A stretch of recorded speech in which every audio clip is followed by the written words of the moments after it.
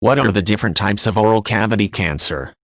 The oral cavity is defined as the portion of the body that begins with the lips and ends with the front of the tonsils. Only 5% of cancers reported each year occur in the head and neck area, but of these, a full 30% occur in the oral cavity. Cancer that occurs in this area are referred to as oral cavity cancer. The oral cavity has a number of different types of tissue, with the result that there are several different types of oral cavity cancer. Some of the specialized types of tissue include the inside of the lips, the salivary glands, the jaw, the hard palate, the teeth, the tongue, and the lining of the mouth. And while some types of oral cavity cancer are particular to one type of tissue, others can be found in multiple areas.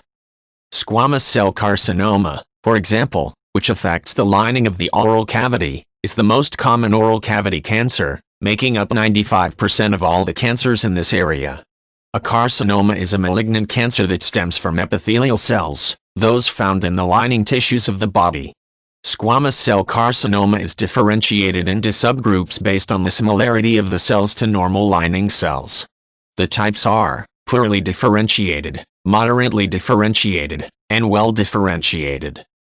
Several oral cavity cancers, such as adenoid cystic carcinoma and mucoepidermoid carcinoma, are particular to the salivary glands.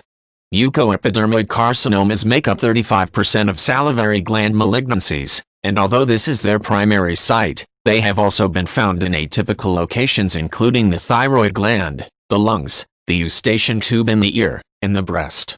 Similarly, adenoid cystic carcinoma, abbreviated ADC, though usually grouped with salivary gland cancers, also can arise at a number of other sites. Both these cancers are referred to as adenocarcinomas because they arise from glandular tissue.